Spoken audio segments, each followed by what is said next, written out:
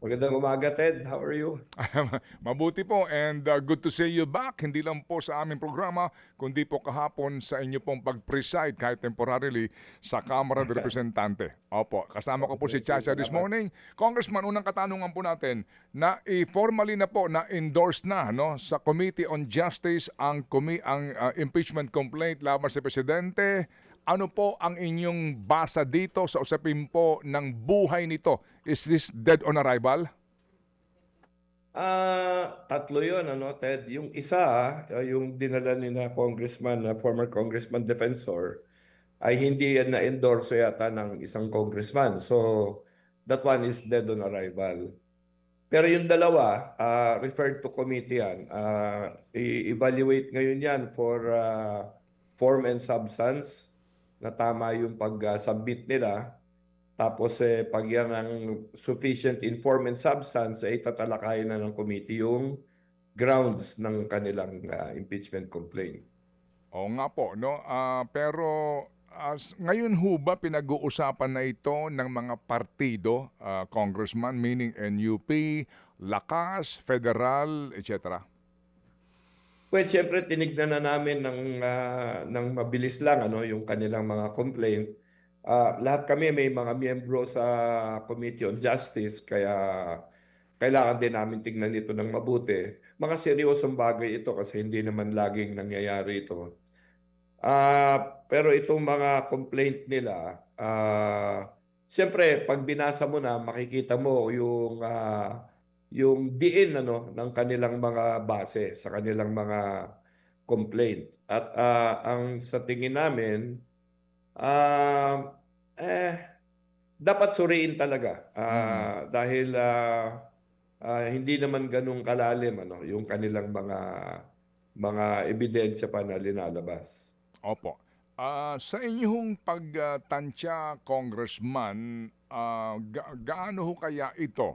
Bagamat dadaan nga sa proseso, kasi ito pong usapin na ito, hindi naman maitatanggi, sinasabi po ng iba, makakaapekto po sa ating ekonomiya, sa usapin din po ng investors' confidence, etc. Tingin po ninyo, ito, dapat ho ba gaano ito katagal at yung prosesong pagdadaanan nito at yung panahon na dapat i-google ng Kamara dito?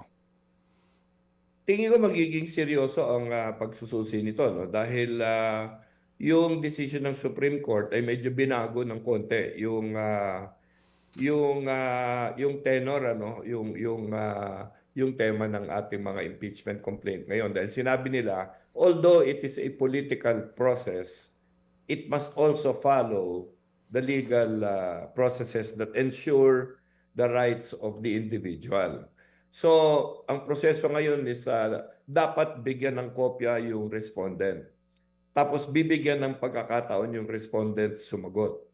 Pagkatapos nila sumagot, natural, bibigyan din ng pagkakataon ulit yung complainant mag-respond doon sa sagot. So medyo yung proseso na yan, medyo mas matagal ng konti yan. Siyempre, pagka sa pananaw ng committee, doon pa lang sa unang tingin, wala na talagang kabase-base yan. Pwede nilang i-dismiss yan for lack of form and substance. Mas importante yung substance kasi sa tingin ko yung form parang sinunod naman nila ng dalawang complaint no, na nasa committee ngayon. Yung pangatlo siyempre hindi sumunod sa Opo. form. Mm-mm. Yung substance niyan, makikita natin sa mga unang mga talakayan dyan Mm-mm. kung talaga may base yan or wala. Sa unang tingin, iisipin mo na mukhang meron, no? Na at least Mm-mm. may pag-uusapan. Kung may base man o wala, at least dapat pag-usapan. So, siguro bawat complaint dyan magkakaroon ng ilang hearing. Mga Mm-mm. dalawa siguro, Mm-mm. minimum, ano, kasi sasagot yung parehong panig muna. Opo. Sige po. So, kayo ho ba mismo, sir, ay, yung nga, ulitin ko lang po, within, pati ho mga party leaders po ba, nag-meeting na po tungkol sa bagay na ito? Kayo po bilang pinuno po ng NUP, you have 31 members, right, in the House? 43, Ted. 43. Okay. May pinakamarami pa rin po, yung Lakas. Yes, yes. Okay, sige po. Sa inyo pong partido, pinag-uusapan na po ito. Ah, to be honest, hindi masyado, no? Kasi kahapon lang talagang rinifer sa committee yan. Hindi namin nakita talaga yung mga Mm. kopya. Kagabi pa Mm. lang ako binigyan ng summary ng aming legal staff Mm. tungkol sa mga complaints. Ang pinag-usapan namin kahapon, yung legislative program namin ng Okay. aming partido at marami kaming mga panukalang batas na pinapasok dito sa darating na session natin. So, Mm. sa totoo lang, hindi pa talaga namin napag-usapan ng mahaba ito. Okay, sige po. So, nabanggit niyo po yung mga pinag-uusapan yung mga panukalang batas. Will you still push dito po sa inyong sinasabi na amyenda sa ating konstitusyon? Oh yeah, yung tsa natin. Mhm. Isa yan sa aming pinag-usapan kahapon at alam mo, siguro marami sa mga miyembro ng Lakas at sa mga party list congressmen ay makikisama na sa atin dito sa ating panukalang pagbago ng ating saligang batas, no? Sa tingin namin marami talagang dahilan, ano, na dapat gawin 'yan.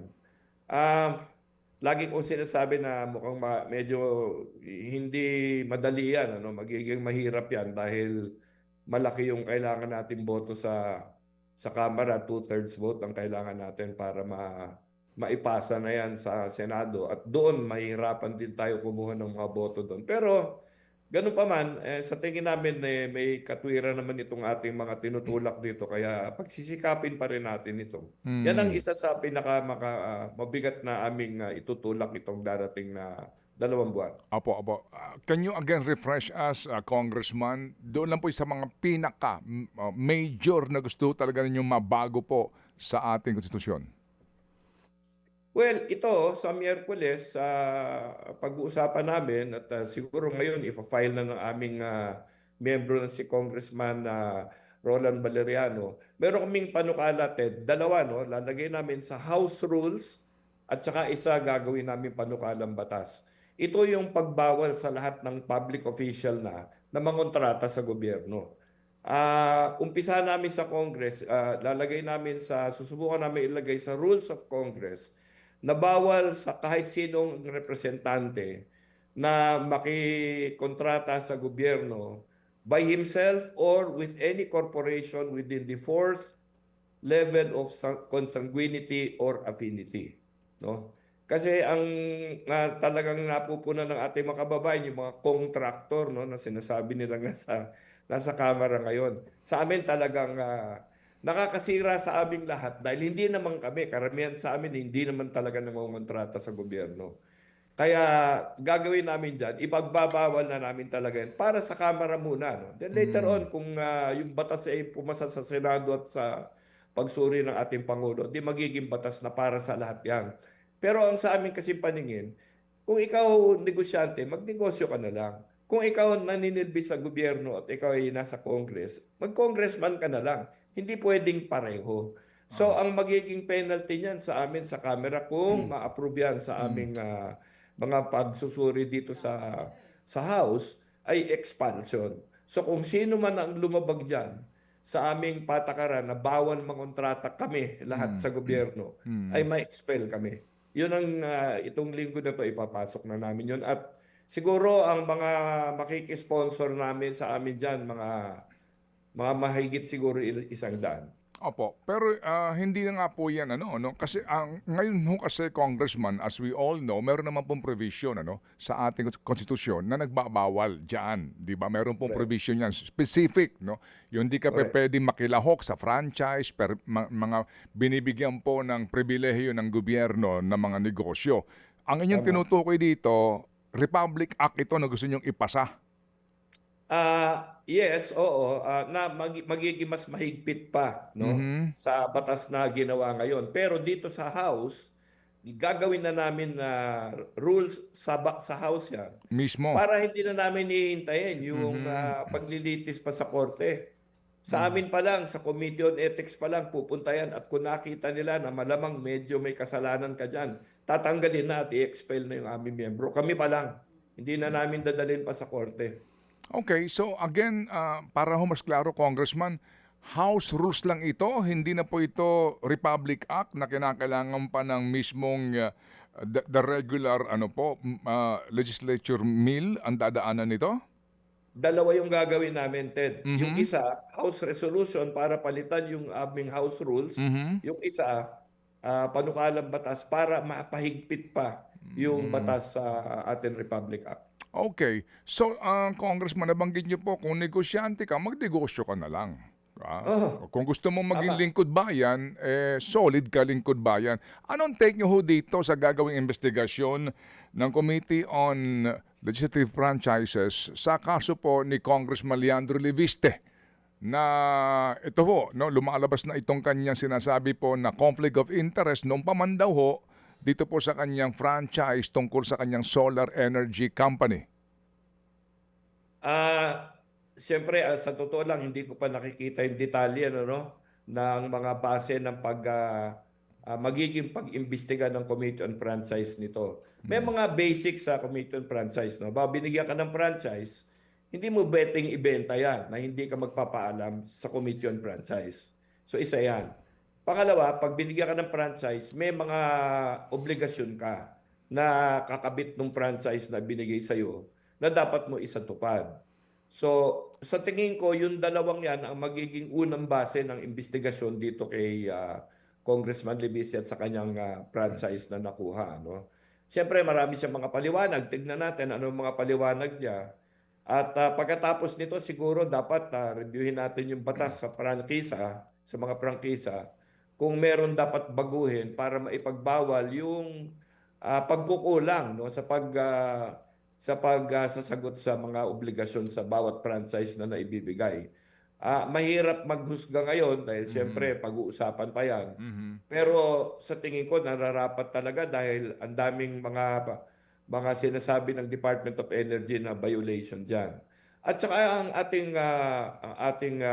alam mo pag-supply ng kuryente ngayon sa ating bansa importante yan sa paglaganap ng ating ekonomiya. Kaya dapat tignan ng mabuti ito. Lalo na dito sa area na pinasok nila, yung solar ano. Nagkaroon diyan kasi ng mga incentive sa mga private groups, no? Katulad ngayon, magkaka-incentive na naman sa waste to energy. Yung mga iba-ibang mga tipo ng pag-produce ng kuryente, binibigyan ng incentive ang ating mga private sector para pumasok sila dyan dahil mas malaki yung halagang kailangan para dyan sa mga klaseng pag-produce ng energy na ganyan. So, lalong-lalo na pag may mga incentive ang gobyerno, talagang dapat tignan ng mabuti kung naging karapat-dapat yung mga Mm. nakatanggap nito mga incentive na to. Opo. Ano ho ang inyong take doon sa binabanggit ni Congressman Leviste na ito ay buwelta lang sa kanya ng gobyerno kasi nga doon sa kanyang sinimulan po na expose umano sa Cabral files na ito. Before your break nga po, ito ho yung ito ho yung pumutok na balita, yung kanyang Cabral files. May take ho ba kayo doon, Congressman Ronnie? Sa tingin ko, let's stay on the subject, no? Kung ito yung pinag-uusapan, wag natin idama yung mga ibang mga nangyayari kasi nagugulo lang yung usapan. Sa tingin ko, dapat tutukan ni Congressman Debis dito dahil sinasabi naman niya na pwede naman niyang ipaliwanag yan. Mhm, mhm. Huwag nang guluhin pa kasi lalo lang magkakaduda yung mga tao na may pinagtatakpan, ganyan. So, sagutin na lang ng maayos sa tingin Mm. ko. Opo, sige po. May tanong lang po si Chacha. Go, Cha. Okay, go, Cha. Mm. Yes po. Kung tungkol po dito sa issue naman kay Congressman Barzaga, kailan nga po matatapos yung kanya pong suspension? Ang unang suspension niya, DJ Chacha, is matatapos yata sa katapusan nitong linggong ito. Oo. So, theoretically, dapat pwede na siyang bumalik next week. Pero alam ko meron mga motion ngayon sa Ethics Committee na pahabain pa ito. Dahil nung siya ay under suspension, hindi naman tumigil yung kanyang pag-violate ng mga patakaran ng House, no? Tuloy-tuloy pa rin yung ibang ginagawa niya. At hindi lamang sa pagbabastos sa mga ating kababaihan, kung hindi meron pa siyang mga ibang mga dinagdag. Isipin mo nung kami nagne-necrological service para sa yumaong Congressman Romy Acop, ano? Marami sa mga congressman nagiiyakan dahil talagang mahusay na congressman si Congressman Acop. Nakasama ko siya sa Antipolo. Talaga yan ay isa sa pinakamagaling natin naging congressman sa paningin ko, no? marami man hindi nag-agree sa kanya mga issue dati. Pero walang makakapagsabi na inabuso niya yung posisyon niya bilang pulis at congressman. Akalain mo sabihin itong Congressman Barsaga na, hindi, malamang walang Christmas bonus kaming dalawa ni Congressman Akop kasi ako, suspendido ako, siya nasa impyerno. Alam mo, sobrang nasaktan kami lahat. At sa tingin ko, hindi magandang behavior yan para sa isang representante ng isang distrito sa ating bansa. Ang ating mga nagsisilbi sa gobyerno, hindi dapat ganyan ang pag-iisip. Kaya meron mga panukala ngayon na pahabain pa yung suspension niya. At alam ko meron din gusto mag-file for his expulsion. So, ibig sabihin, kung ngayong linggo sana patapos na yung suspension, most probably hindi pa rin siya makakabalik after nito. Mas hahabaan nyo pa po ba sa 60 days yung gagawing suspension dito kay Barzaga? Tsaka paano po yung proseso nun, Oo. sir? Opo, opo. Well, siyempre, ang una is file muna sa Committee on Ethics. Ang usual suspension kasi sa amin 60 days, no? So malamang another 60 days. Pero siyempre, yung proseso ng expulsion, mag-uumpisa na rin yun, ano? So, yung expulsion niya, siguro mas matagal yun dahil siyempre hindi basta-basta tama mag-expel ng membro. Kailangan talaga gawing malinaw na malinaw Oo. yung dahilan, ano? At saka yung base ng paghiwalay ng ating representante sa Kongreso. Pero ganun pa man, ang unang usapan namin sa Committee on Ethics, susubukan nilang bilisan ito. So, ang sana ay wag na muna siyang makabalik para hindi naman magantimpalaan pa no yung mga nambabasto sa mga kapwa congressman at yung mga bumabaliwala sa mga sanction na ginagawa ng ating Congress. Sana respetuhin naman yung pagka yung ano no yung mga congressmen at yung house dapat respetuhin ng mga miyembro. Oo. So, wait lang po sir, ibig sabihin, hindi na for suspension ang planong gawin ng mga kasamahan nyo sa Kamara. Expulsion na dito kay Barzaga. Sa proseso po ba ng expulsion, gaano katagal, sir, kung sakali man po na maaprubahan yan dyan sa Kongreso? Kung expulsion tanggal na talaga siya. Yes Hindi na nga siya po, opo. congressman. Oo, pero gaano po katagal yung process nun? Kung sakali magkasundo po kayo dyan na ganun nga po ang gawin? Ako tingin ko siguro maraming hearing yan. Dahil Mm. kailangan idiin talaga yung base, no? At dapat ipakita sa lahat, hindi lang sa amin sa Congress dahil marami sa amin meron ng mga naiisip diyan may desisyon na diyan Pero sa ating taong bayan din na hindi namin basta hunos-diling ginagawa ito. Mm-mm. At talagang pinag-iisipan namin na mabuti ito. At saka yung base talagang totoo at malakas ang katwiran namin. Pero kaya po ngayon taon, kung sakali man, Congressman? Sa tingin ko, baka hindi tatagal ng isang taon yan. Baka ilang buwan. Ganyan. 1, 2 buwan. O, at dun po sa pakikipag-usap nyo dyan sa mga kasamahan nyo sa Kongreso, mukhang dun po ito papunta. Oo, dahil talaga maraming nasasaktan sa mga ginagawa niya. Nung kami lang ang tinitira niya, mga congressman, okay lang. Pero nung inumpisa niya ng tirahin yung mga yumaon na, tapos ito pang may komentaryo siya tungkol dun sa isang namatay na vice mayor sa Iloilo na naaksidente dahil parang na-accidental firing siya. Akalain mo sabihin pa ba naman ito na hindi siguro suicide ito, mukhang pinatay ito. Tapos may paratang pa siya sa ibang mga nakaupong congressman na sila daw may kagagawan diyan. Na walang kabase-base yung kanya mga post At ito post ito, hindi lang ito kwento-kwento sa mga kanto. Pino-post niya to, milyon ang nakakakita nito. Tapos dinadala pa ng ibang mga media ito. So talagang ang paninira na ginagawa niya, hindi lamang sa mga nabubuhay, kundi doon pati sa mga namatay, ay talagang grabe talaga. At sa tingin namin, hindi dapat makalampas ito, hindi ito matinong gawain ng isang congressman. Kayaya at kami lahat ay talagang payang-paya sa mga ginagawa niya, kaya hindi pwedeng magpatuloy ang ganyan. Opo. Sige po. So, Congressman Ronnie, lalabas po ngayon, tapos na po yung kanyang suspension na iginawad po ng Committee on Ethics. Lalabas po, bago man lang siya makaupo, may pending pa ngayon na sinasabi na panibago pong complaint, no? To extend the suspension, pero that must pass through the committee proceedings pa rin. Pagbobotohan pa rin po yan at aaprubahan pa rin po ng plenaryo, di po ba?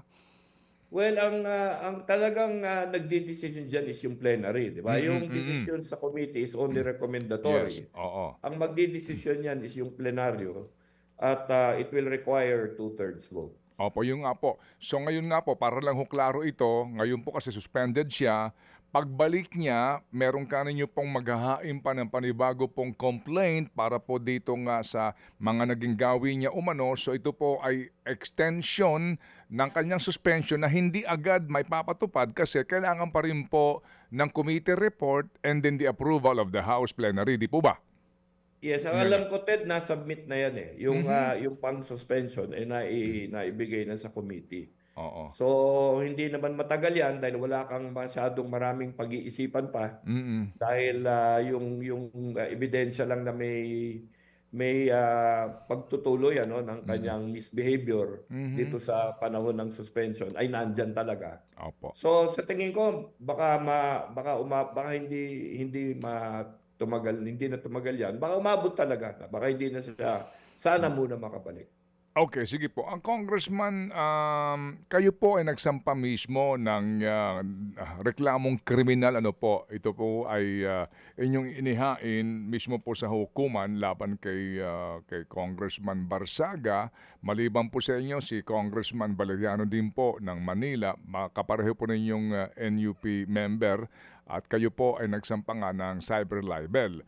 Meron pong sinasabi itong si Congressman Barsaga sa kanyang mga naging panayam na siya humihingi na po ng apology kay Ginoong Ricky Rason na siya po namang unang nagdemanda rin po sa kanya. Ano po, sa Makati pa ng cyber libel. Meron ho bang move na humingi din po siya ng dispensa po sa inyo o sa inyong kapwa miyembro ng NUP? At ano po ang balita po dito po sa inyong kaso kung sakasakali po na siya hihingi ng dispensa?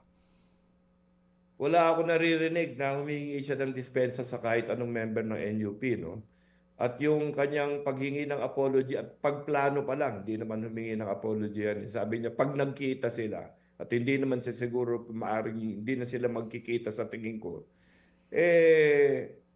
sa kanila yun. No? Wala sa amin, hindi kami kasali doon sa kanyang mga kilos doon sa kay Mr. Rason. Pero kami lahat, sinabi niya, lahat ng NUP member, sinuhulan kami. Napakaseryosong paratang niyan. Basta-basta na lang niyang ilalabas sa kanyang mga Facebook. Nakakasira siya ng reputasyon ng maraming tao at siyempre nakakasama ng loob. So, marami sa amin ang papile ng kaso. Hindi lang ako siguro, Ted. Siguro baka maglakbay sa Pilipinas yan si Congressman Barsaga dahil miyembro namin ay nanggagaling sa iba't ibang lugar ng Pilipinas. At ang sa pagkaalam ko, marami sa amin ang magpapile ng kaso laban sa kanya. So maliban dito po kay Ginoong Valeriano, sa inyo sa Antipolo, sa Manila, meron pa ibang mga lalawigan. Ano hong balita ho? Kailan mangyayari yun, Congressman Ronnie? Well, as we speak, marami na rin na tingin ko nagfa-file. Ang alam ko, may magfa-file sa Bohol, may sa Cebu. Malamang meron magfa-file sa Agusan. Ito yung mga talagang mga senior members namin na talagang nasaktan dito sa mga pinagsasabi niya. No? Dahil talagang walang karason-rason talaga yung kanyang paratang. Dahil isipin mo, susuhulan daw kami para maging speaker si Martin Romualdez na wala namang kalaban. At sa totoo lang, matagal pa yung sinasabi niyang pagpupulong namin. Matagal pa yung pagbukas ng Congress noon kaya wala pang issue yung speaker. Grabe talaga dahil pinupulot niya kung saan-saan lang ang kanyang mga paratas. Tinatapon niya sa Facebook at sa publiko. Hindi na dapat talaga mangyari yan. Walang hindi talaga natututo eh. Kaya sa akin, wala na. Medyo wala nang paraan para magbago pa yan dito sa aming Kongreso. Opo. As in, hindi na ho ba pwedeng, sorry po, bilang magulang, ipakiusap po ng magulang na magkaroon po dito ng kumbaga pang-unawa po sa sitwasyon. Kumbaga amicable na settlement itong isyung ito, Congressman Ronnie. Mag-iisang taon na to, Ted, no, na hindi tumitigil ito. Kung doon lang sa magulang, alam mo, yung tatay niyan, sinasabi ko ng madalas, alam mo, presidente ng aming partido yan. Isa sa mga unang naging miyembro ng partido namin yan. Napakalapit niyan kay Mr. Rason at sa aming lahat. Dahil mahusay na congressman yung aman nitong si Kiko Barsaga eh. Kinausap ko nga siya eh. Sinabi ko sa kanya, alam mo Kiko, dito sa ginagawa mo dito sa house, nasisira yung alala ng iyong ama. Yung pag-alala namin lahat sa ama mo, talagang nasisira dito sa ginagawa mo sa partido. Dahil siya, haligi talaga siya ng NUP. Matagal yan. Alam ng lahat sa Kongreso. At isa siya sa pinakamagaling na abogado nakatungtong dyan sa Kongreso. Kako, ang pag-alala ng pangalang Barsaga na nakakabit dati kay P.D. Barsaga na ama niya, nasira na dahil naging ang pag-alala ng Barsaga ngayon si Kiko, si Miao Miao, yung lahat ng mga pinaggagawa niyang pagbabastos sa ating mga miyembro sa House at yung mga paratang niya na walang kabase-base na hindi kahit kailan gagawin ng ama niya. Kaya nakakalungkot man, siguro sa ibang lugar na lang siya magpunta para yung Facebook niya wala na masyadong damage na magagawa sa mga kababayan, sa bansa at sa kanyang mga kaibigan. Congressman Ronnie, kahapon po nagsabi si Speaker Boji yung kanyang anti-dynasty proposal ay gusto niya nang maisalang na po at bigyan nga ng tsansa at patunayan ng Kongreso na you mean business. Ano po ang stand po ninyo dito o maging na inyong partido at meron ba kayong sariling bersyon kung sakasakali? Well, marami ng bersyon na pumasok, Ted eh. Kaya lang sa nakikita namin, hindi pa malinaw eh yung mga version na nababasa namin. Hindi na kami magbibigay ng sarili namin dahil marami nang nandyan eh. Siguro may mga 5 na version na nandyan. Ang hirap kasi ipaliwanag kung anong ibig sabihin ng dynasty, no? Ang alam natin lahat, ang talagang gustong pigilin itong anti-dynasty law ay yung pag-aabuso, no? At yung pagkatanggal sa ating kababayan, yung karapatang pumili ng malaya, no, sa kanilang mga opisyal. So yun ang layunin ng lahat at nagkakaisa tayo doon. Pero kasi bawat sa nakikita naming bill, ewan ko, sa amin lang ito dahil tsaka hindi ko na itutukuyin kung alin man dyan. Parang kumbaga, pwede pa rin palusutan eh. Alam mo yun? Kung gagawa tayo ng batas dito, kailangan yung talagang, alam mo, magagawa yung layunin na pinagkakaisahan ng lahat. Na hindi na pwedeng abusuhin yung posisyon at hindi na pwedeng pasapasahin na lang ng mga isang miyembro ng isang pamilya. On the other hand, marami rin nagsasabi na doon sa kung saan tinatawag natin na dynasty, napakaganda ng pamahalaan doon at marami naman na nasisiyan doon at talagang kaya wala nang kalaban yung mga dynasty doon dahil talagang mukhang masaya na yung mga kababayan nila doon. Yung pa yung isang panig naman na dapat tignan din natin na hindi naman natin dapat pagbawalan din yung ating mga kababayan sa pamahalaan na sa tingin nilang nararapat sa kanila. At siyempre, lahat naman yan ay nahalal. Ngunit siyempre, balik tayo doon sa principle na dapat malaya ang pagpipili at walang pag-aabuso. Yun ang tinitignan namin sa bawat version ng anti-dynasty na nakikita namin. So siguro may konting discussion pa dyan, Ted. Hindi pa naman wala pa ako alam na nag-hearing na kung saan pinag-usapan at tinalakay ng mabuti, no? Yung mga version na yan. So hintayin natin yan. Tingin ko dapat maging public yung mga hearing yan para makita rin ng ating kababayan. Kasi baka sabihin nila gumagawa lang kami ng mga rason. No? Hindi. Gusto ko makita nila kung paano pinag-uusapan ito at baka makadagdag sila sa konversasyon. Baring tulungan nila kami na makakita ng kung anong mga tama dito sa mga batas na gagawin dito. Okay, sige po. So, antabay po kami, Congressman, dito po sa magiging mga pagdinig na ito. Mukhang magiging abalaho kayo ngayong inyong pagbabalik po ng sesyon. Salamat, Kong Ronnie. At sa uulitin po, kung may gusto ho kaming makuhang informasyon sa nangyayari po sa Kamara, muli ho kaming istorbo po sa inyo. Sige. Okay, Ted. Anytime. Salamat sa pagkakataon. Salamat Thank na you. marami. The gentleman from Antipolo, Rizal, 1st District po, Congressman Ronnie Puno. Mga kapatid, brothers and sisters, saan ka pa? Dito na tayo sa totoo. Dito na tayo sa True FM. Mga kapatid, mag-subscribe and follow po kayo sa social media accounts ng True Network PH. Yan po kami. Hanapin nyo lang True Network PH, Facebook, Instagram, YouTube, TikTok, and podcast. Mapa Apple or Spotify man yan, mahahanap nyo kami. Lahat ng mga napapanood at napapakinggan nyo po sa programa, nasa social media accounts namin yan. So, paano mga kapatid? See you sa social media!